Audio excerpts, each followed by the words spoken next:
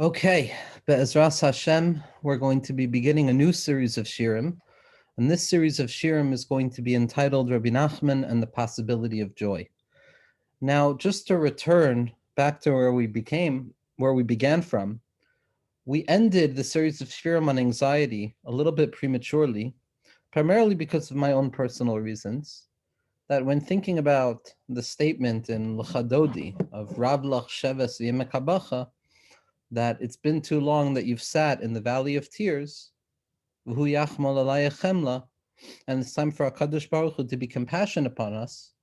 There's a certain element that by spending too much time talking about the hither side of human experience, talking about the difficulties of human experience, in particular the expression of anxiety in all of its multifaceted ways that we discussed, whether it be anticipation over the future, or that unknown, doubtful nature of experience that cuts through every moment of our lives with a certain uncertainty.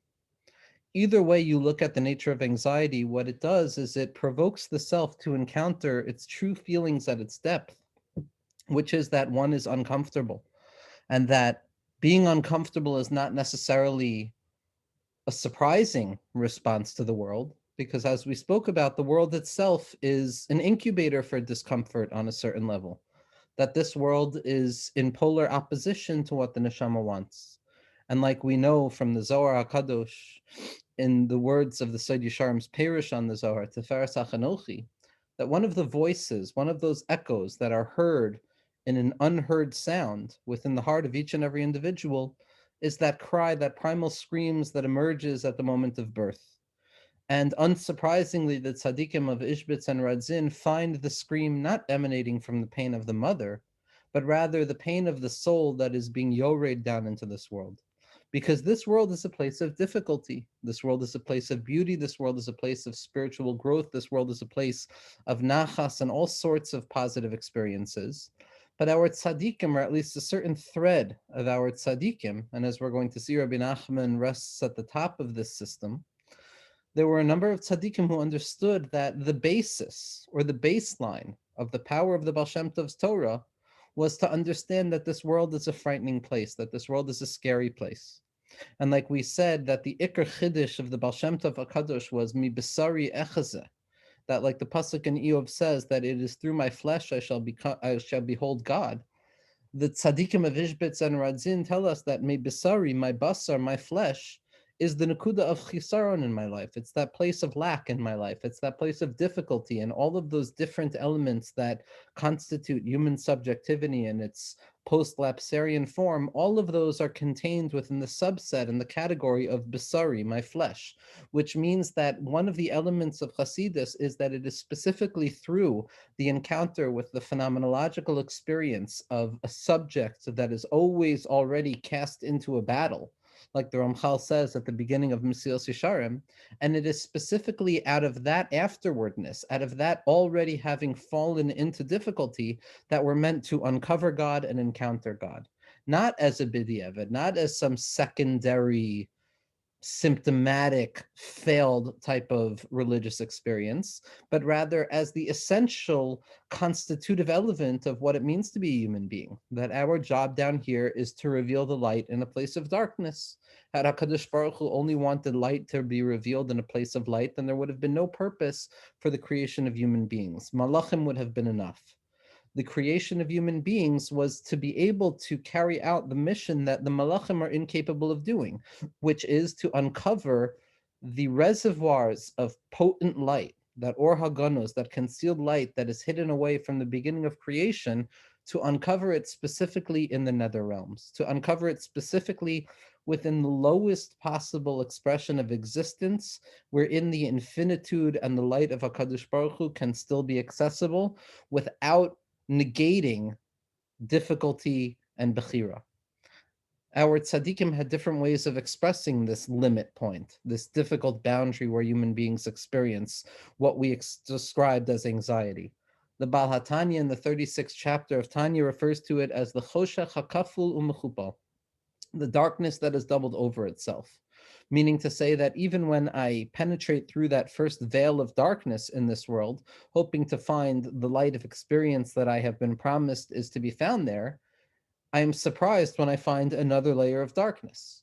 And instead of turning away ashen face in the face of that despondency that grows and blocks out the glimmer of light of this world, a Jewish soul is meant to force itself even deeper through that second layer of darkness, to pierce it and to reveal that there is a hidden light that exists within the very reservoirs of darkness itself. Or, as Rabbi Nachman describes, as we're going to see, that there is a hester, there is concealment in this world, and then there is something called hastara shebetoicha hastara, a concealment that is surrounded by another layer of concealment. So that just like we found by the Baal HaTanya, when I penetrate and I reveal the true nature of that concealment, what I hope to find is light, but nevertheless, I'm forced to encounter once again that layer of concealment that rests underneath concealment. So the very nature, the very fabric of existence of olam hazeh, which comes from the lesson of he'elem, which comes from the language of concealment, something that is hidden away, is to encounter HaKadosh Baruch Hu in the darkness of the night. In the darkness of the night where things are difficult and frightening and not easy, because our job is to find HaKadosh Baruch Hu in a place of Amelus.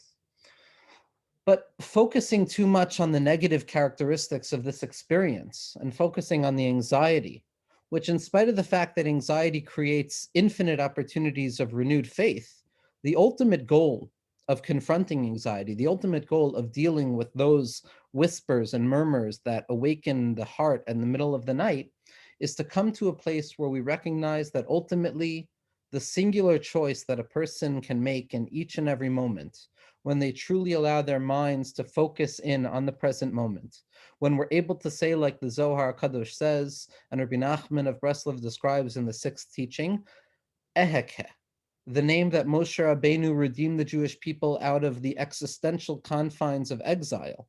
Eheke, I will be, a future orientation, a recognition that even though HaKadosh Baruch Hu is not here right now in my life, nevertheless, I am aware and deeply certain that he will be present in my life.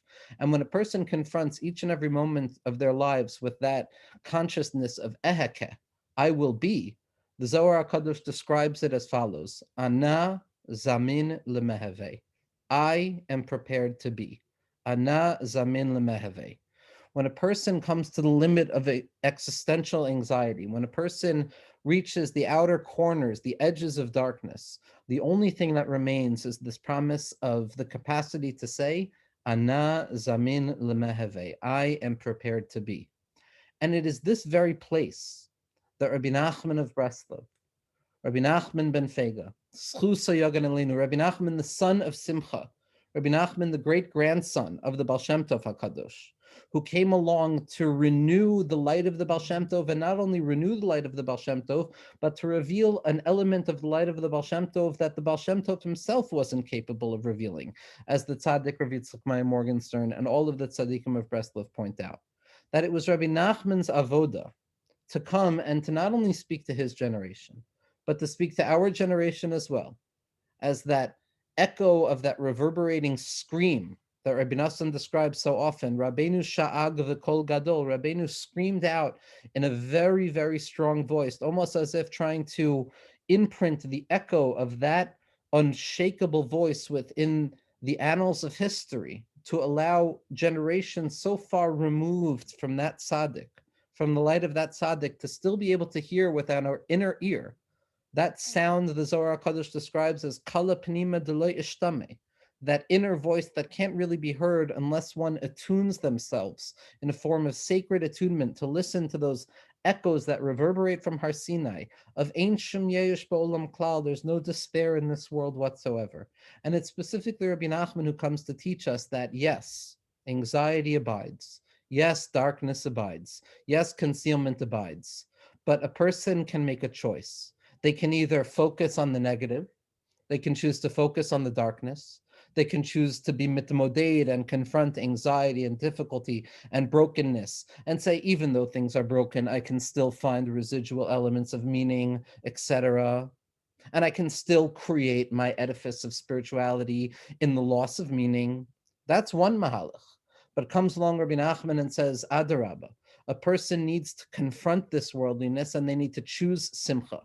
The only word that is necessary for a person to follow the path of Rabbi Nachman of Breslov is to understand Simcha, joy, happiness, whatever failed English translation we can apply to that potent word, Simcha.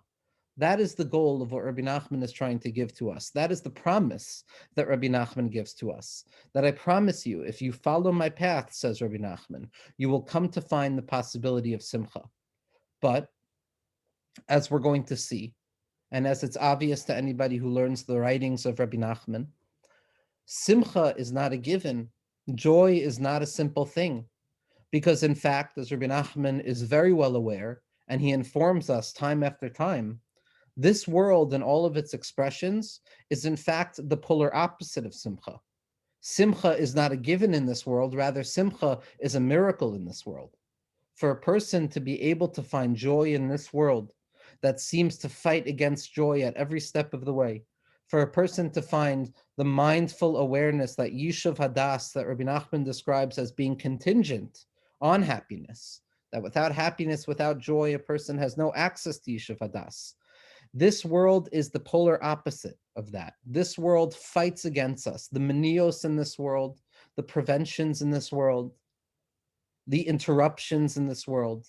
And again, for Rabbi Nachman, we have to follow the lines of the Zohar HaKadosh, as Rabbi Nachman describes in the first teaching in Sichos Haran, that all spiritual experiences, from all the way to the loftiest realm of our personal grasp of HaKadosh Baruch Hu, down to the lowest realm of our engagement with the base and abject experience of the Yetzer Hara, each and every person needs to attune themselves to their own subjective experience.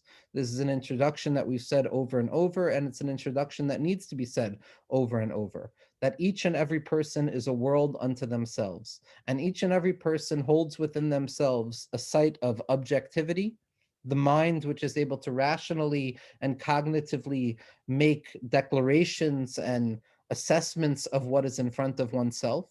And each and every person has a lave, each and every person has a heart. And the job, we're told by all of our tzaddikim, is to draw down that objective knowledge of presence, of mindfulness, of the reality of all things, down into the subjective heart. Because while it is difficult sometimes to open oneself up to objective truths, what's even more difficult is to break through the ironclad barriers that cover over the site of our ownmost subjectivity. That the lave is the site of the battle. The lave is the site of Simcha. Natata Simcha Belibi. Hashem, you have placed joy within my heart.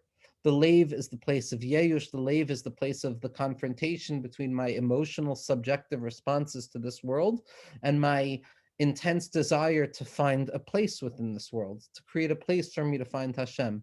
And our job is to draw Simcha down from the Moach into the heart. And each and every person has their own subjective experience with such a thing. All of us have our Lev HaEvan, all of us have our hearts of stone, all of us have those calluses and those layers of defense mechanisms that have covered over our hearts over time, because we've been disappointed and because we haven't been able to find the things we want, and because our expectations have not been met, and because not only have we upset others, but we've upset ourselves, and we don't love ourselves, and therefore we can't find the love of others in our own minds. It's specifically that lave, that source of bilbul, which is a doubled language of lave, balbal, bilbul, confusion, pizur hanefesh. It's specifically in that heart of hearts that we're meant to encounter HaKadosh Baruch Hu. And when Rabbi Nachman says that la'asid lavo, in the future, everybody will be Breslov, every person is going to be Breslov, it doesn't mean that everybody is going to look like a Breslover. It doesn't even mean that everybody will know who Rabbi Nachman or Rabbi Nassan was. What it means, as the Talmidim say, is that Breslov is the same osios as Lev Basar, that Breslov is the letters of a heart of flesh, that the goal of Rabbi Nachman was to tell us that there's going to come a future time when your hearts are going to be hearts of stone. And the thing that those stone walls are going to block out is the possibility of Simcha. But the Nachal Nevea Mekor Chachma, that stream of life-giving waters that emerges out of Gan Eden, from that ancient world of Atika Stima'a, those waters come to irrigate the stones of the heart. and to eventually break through the stones of that heart so that we can reveal within ourselves that leiv basar, that sight of subjective human experience with peacefulness, with ni'imus, with calmness, and with a settled mind, we're able to say to HaKadosh Baruch Hu, I can find Simcha here. Now, Rabbi Nachman declared very clearly that there was no need for complications. There's no need for hakiros. There's no need for losing oneself in the intellectual gymnastics or exercises of trying to understand the source of Simcha, which Svira Simcha is rooted in, and which parts of, and what the Arizal said about Simcha. But rather, the ikar is to be mahalech betmimus, ubepshitus, that the main thing is to serve HaKadosh Baruch Hu with a simplicity and a tamimus, with a wholeheartedness. But what's very important to understand about Rabbi Nachman also, at least as I understand the words of this tzaddik through the words of our living tzaddikim, is that while Rabbi Nachman demanded tamimus from us, while Rabbi Nachman demanded a simplicity in the service of HaKadosh Baruch Hu, it wasn't because we were not meant to contemplate the depths of the matter. It wasn't because we weren't allowed to penetrate into the difficult crevices of this world and into those intellectual antinomies and those kushios, those existential questions that rest at the heart of human experience, which throw a deep shade onto even the possibility of simcha. As any human being with eyes open can understand, that simcha is a near impossibility when one looks at the external world. Rabbi Nachman was not teaching us to blind ourselves to the complications of this world. Rabbi Nachman was telling us that when all is said and done, after a person goes through all of the various complications, the infinite complications, when a person contemplates every single prat, every particular and the particular of the particulars, and gazes into that abyss, gazes into that place, as Rabbi Nachman teaches us that when Moshe Rabbeinu sees Rabbi Akiva suffering the deepest form of suffering, Moshe Rabbeinu says, Rebbeinu Shalom, Rebbeinu Shalom, Zu Torah v'Zu Schara. Is this the Torah and its reward? And what HaKadosh Baruch Hu says to Rabbi Akiva, Shtaik kach Allah b'machshava. That encounter that we have with the unspoken silence of HaKadosh Baruch Hu's presence, impossible presence within the Chalal HaPanui itself. We are meant to engage with that. We are meant to descend into that. The proof is in the pudding. The proof is in Likutei Moharan itself. The proof is in the writings of Rabbi Nassan. The proof is in the writings of the Arizal, in the writings of the Baal Shem Tov, in the writings of Rabbi Shimon Bar Yochai, and in the Torah of Moshe Rabbeinu, and all of the Tzadikei Hadoros. So clearly the answer is not to be naive and to blind ourselves from the complications of what it means to be a human being, but rather what Rabbi Nachman was telling us is that, Chevra, I've been there. I have gone down that path. I have examined every stone and I have left nothing uncovered. I have descended into the depths of the sea and I have ascended to the heart of Shamayim.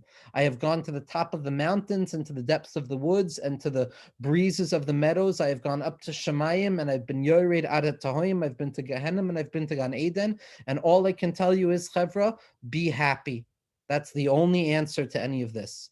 The only possible way forward is to compel oneself to be happy, to force oneself into happiness, to force oneself into pshitus, to force oneself to encounter a second naivete that emerges specifically after all of the complications, when a person is forced into that crossroads and with their eyes wide open, realizing what they've seen, the nightmare of reality, the nightmare of the moment-to-moment experience that this history has described for us, as the Leshem points out, as all of our tzaddikim point out. The only step forward, the only true nakuda of bechira that a person has at that point is to be boicher b'simcha, is to choose to find joy in this world. The joy is not easy. The joy feels unreal. The joy feels compulsive. The joy feels fake. Doesn't make a difference, says Rabbeinu. The main thing is to force oneself to be joyous, to act as if you're joyous, as we're going to see throughout all of the shirim. Ad kedei kach, that Rabbi Nachman says, act like a madman. Act like a mad person, act like someone who has absolutely no conception of what human life is. Dance with abandonment in the street. And I don't think necessarily that it means dance in the street. Adarabba, that's wonderful also. The Jewish people need such a thing. The world needs such a thing. But I think it means also to dance in the street of one's mind. When one's mind wants to fill them with tears and fear and sabrachenkeit and difficulty, to force oneself to dance within the mind, like we learned about when we spoke about the seventh beggar, the legless beggar, to learn how to dance with our feet sturdily on the ground, to learn how to balance ourselves in thin air, toila eretz al blima, that when a person confronts the deep recognition that this world is suspended on absolute nothingness, the only thing to do then is to dance in the air. And that is the revelation of Mashiach Tzidkenu, of the true dancing servant, of David Malka Mashiach, who understood how difficult it was to find joy in this world, who understood the darkness of this world. Who our tzaddikim have told us like to walk around the perimeter of hell in order to experience meaninglessness. Yet nevertheless, he compelled himself, like we find in Sifrei Tehillim, to be joyous in spite of it all, to find joy in spite of everything, to open up the possibility of joy. And while we're not going to open ourselves up to what joy means in the writings of Rabbi Nachman, what we can look at on a certain level is that Rabbi Nachman was very well aware of this. Rabbi Nachman was aware that I am telling you, you have to be simple about joy. You have to simply act as if, compel yourself to find joy in this world, compel yourself to look at each moment and say, this is enough. What I have right now in my heart, in my head, with my body, it's enough. I'm no longer operating from a perspective of lack and privation and deficiency, but I am satisfied. As Chazal have told us, the paradoxical notion of Ezehu Ashir, who is a rich person, Hasameach bechelko, somebody who finds joy with their part. Now, a part always implies that something is missing. It always implies that something is always already broken. Yet, nevertheless, Chazal are teaching us the deep secret of Yiddish joy. The joy that says that if I try and get everything, if I try and reach perfection for the sake of being happy, then I'll be miserable my entire life. And I'll chase invisible demons all the way to the end of my life, and I'll find myself empty handed. But if I stop running, and if I realize that the compulsion to do more and more is simply of my own imagination and my own wonderings and my own fantasies, and I can sturdy myself and be miyashev myself, settle myself, as Rabbi Nachman uses that language so often. And in that moment, the person can close their eyes, connect their mind to their hearts, and say, I am prepared to be, I am here right now, HaKadosh Baruch Hu. That is the sight of Simcha. A satisfaction, a shleimus within chisaron, a willingness to be okay in spite of the fact that there is an infinite amount of things that are not okay. That's going to be the secret of Simcha, as we're going to see. But for Rabbi Nachman, there's no way to come to Simcha unless we go through the detour of sadness. Rabbi Nachman understood the proclivity to sadness in this world. Rabbi Nachman understood how easy it was for a person to fall into sadness. And it's for that reason that Rabbi Nachman proclaimed that it's asur lehit ya'ish. It's forbidden to lose hope. If Rabbi Nachman didn't know what loss of hope was, if Rabbi Nachman didn't know what sadness was, on his darga and his own bechina, which we can't be masig, which is impossible to be masig, then he wouldn't have warned us so deeply about sadness. He wouldn't have warned us so deeply about despondency. One of the remarkable, almost miraculous elements about Rabbi Nachman's teachings and the teachings of Rabbi Nassan is that he paved the path for us. He went everywhere. He saw everything. And the last announcement that he had for us was, Chevra, be happy. That is the ultimate task of what it means to be a Jew in this world. Find joy where you are. Find joy out of brokenheartedness. Find joy in the wedding canopy that is dug into the mud. Find joy in your descent away from godless and from malchus. Find joy within machlokas. Find joy within the darkness. Rabbi Nachman is not dispelling darkness. Rabbi Nachman is not denying darkness.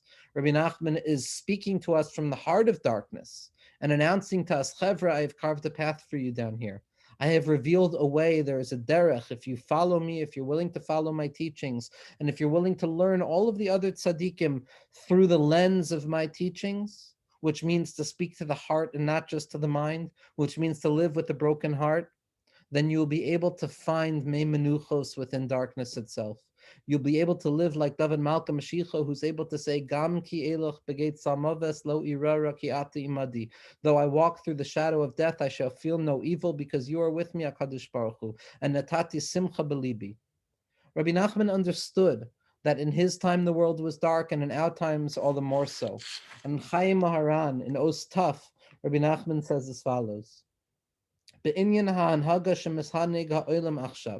with regards to the way that the world is functioning right now. It's already been like this. Things have already been broken numerous times. That the world was operating in this very same way. That those who are destitute and wrong are the ones who are celebrated in this world, and it's a topsy-turvy world. It's all shook up and mixed up. Lo haya ha'olam misanig ba'emes. And the world doesn't appear to be according to a truth. Afal pikein, nevertheless, says Rabbi Nachman, haya nimtza echad shahaya munach b'makom shafel. There was one person who found himself resting in a very low place. Vaya sochek mikol ha'olam kulo. And he sat there laughing at the world. V'hu hayim mechayeh u'mefarnes kol ha'olam. And through his laughter at the world, through the schok that he made of the world, through that laughter and that happiness that he found within the untruth of this world, he drew down the spiritual potency for that world, and each and every person is called the world, each and every person. And HaKadosh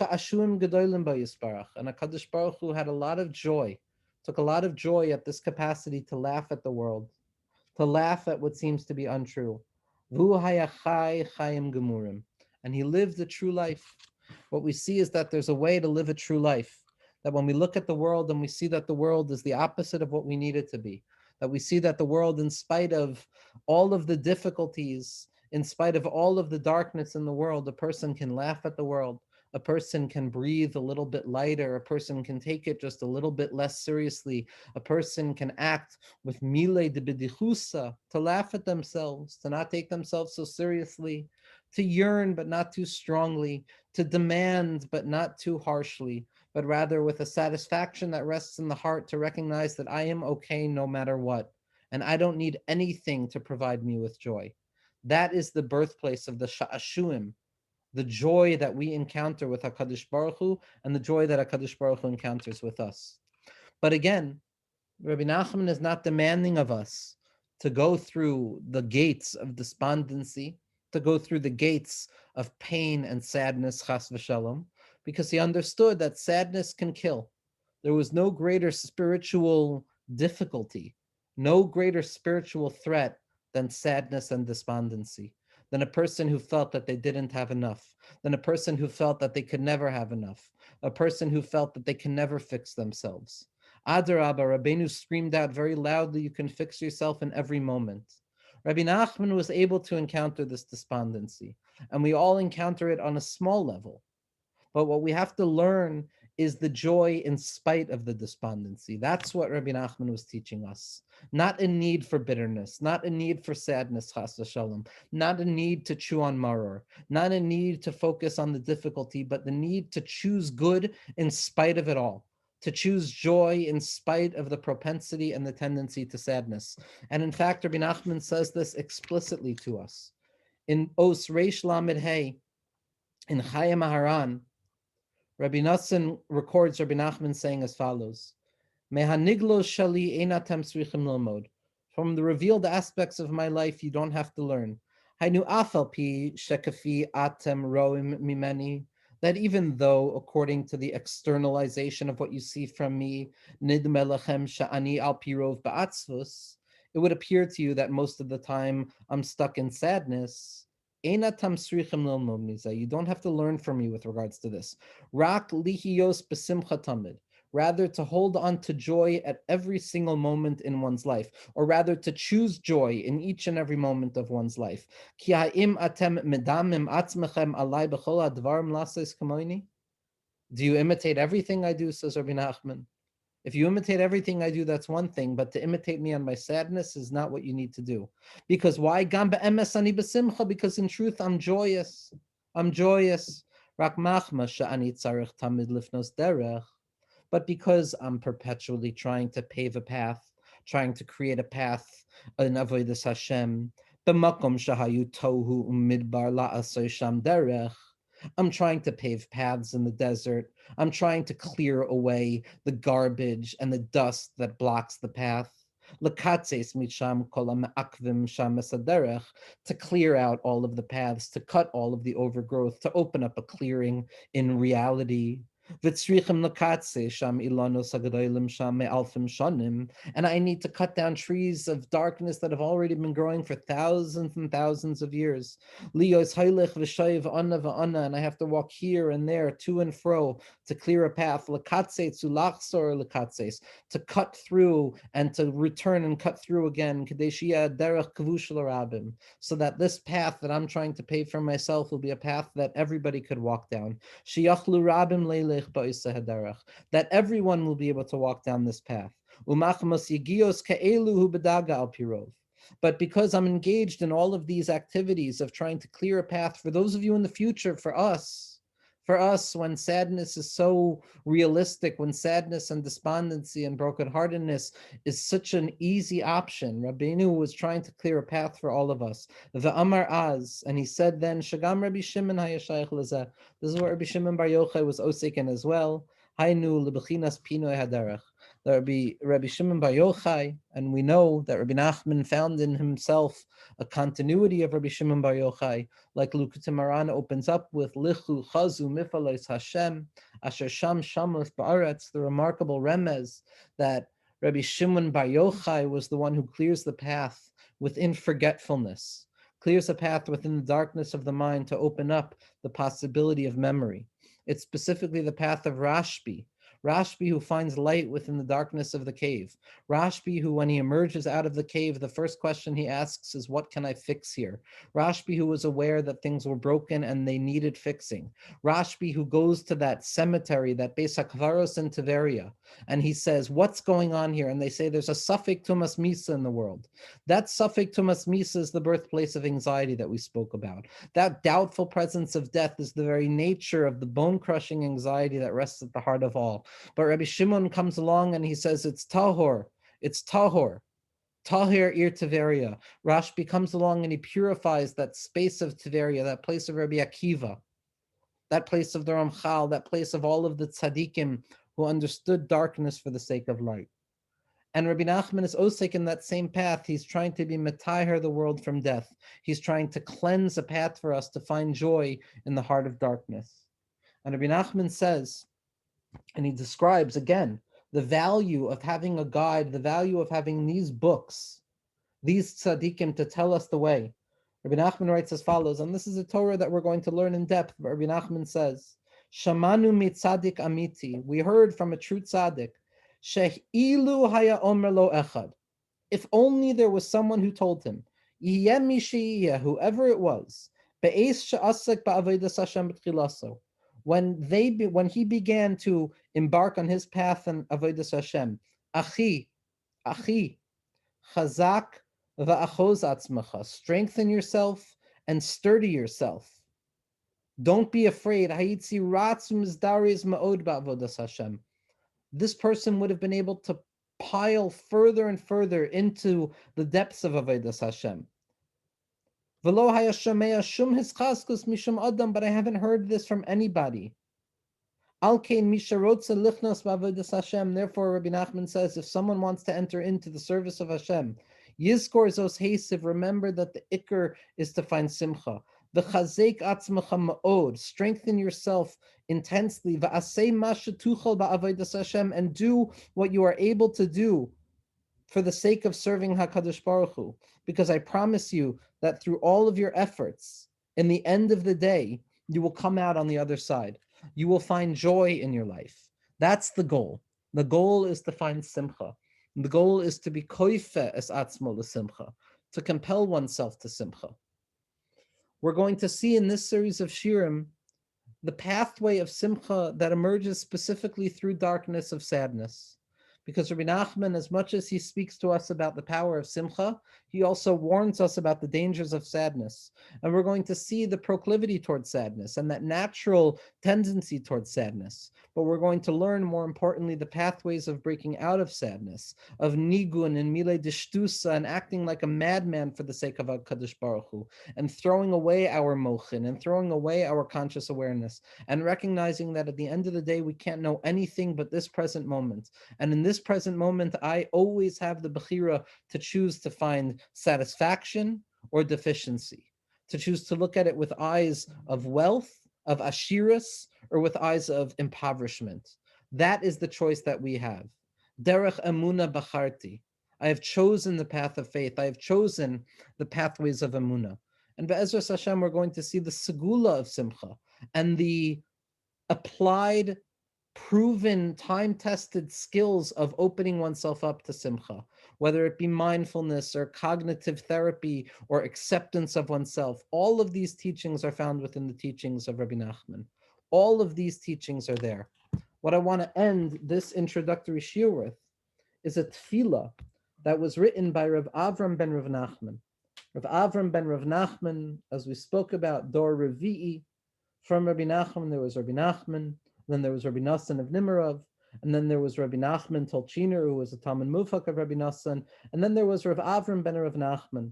Rav Avram ben Rav Nachman, who wrote the Sefer Bir Halikutim, who wrote a remarkable Perush on Likutim Maharan, who wrote the Chai Klalim for Likutim Maharan. And in his Sefer Koich Or, there's a chelek there where he speaks about Sasan v'Simcha. And it's remarkable. This was a tzaddik who wrote so much Torah, but he says, when it comes to joy, I could only write about it b'derech tefillah. I could only write about it by way of prayer. And he says as follows: Master of the universe, and this is in Tefillah Dalid, Avisha v'shamayim, chemdas levavi, the desire of my heart, chiyusi v'ta'anugi hanitzchi, my vitality and my perpetual and eternal pleasure. It is revealed in front of you all of the difficulties and the struggle that I've been through, and the streaming forces of water that pass over me at every single moment. That to the point that there have been numerous times where it has been so difficult for me even to ask about Simcha, even to theoretically conceive of Simcha. Because how many times has it been that this life has been bitter, mar v'marorli, b'merirus d'merirus, the bitterness of bitterness, like we spoke about from the Balatanya, choshech hakaful u'mechupel, hastara shebetoicha hastara, merirus d'merirus kazeh, to the point that in truth, I can't even refer to it as bitterness because that doesn't capture what it is. Because there is nobody who struggles spiritual like I do. There is no pain like my pain. And my difficulties and my crying out have overcome me, and they burden me down to the extent that I can no longer even scream. But nevertheless, that remarkable revolutionary call of Afal Pike, nevertheless, in spite of all of this, I understand how deep your graciousness and your compassion upon me is, to give me the ability to move forward, and that it is within your hands and your strength right now in this moment to give me chachma, to give me understanding, to give me insight in order to serve you with simcha, to give me insight, deep insight from within the double depths of darkness that I am stuck in such a way that it should be possible to transform all of my bitterness and all of my sighs and all of the struggle that I go through and that I see in other people. All of it, I should be able to transform and flip with the strength of the connection that I have to you, HaKadosh Baruch Hu, to transform all of this darkness into sasan and simcha, to gila, to rina, to ditza v'chedva. Because in truth, the more and more I feel the struggle, the more and more I feel the pain, so too will be the grandeur and the miracle of the connectivity and the joy that emerges out of that darkness, to the extent that every element of pain and every struggle and every despondency will be considered as naught in the face of the simcha and the joy that I encounter afterwards, because it is with you that I will find every moment to be passable, and I will praise you in every moment. Oidcha Hashem ki anafta bi, HaKadosh Baruch Hu, I praise you and I thank you for you have given me a struggle. Yashuv apecha v'tinachameni.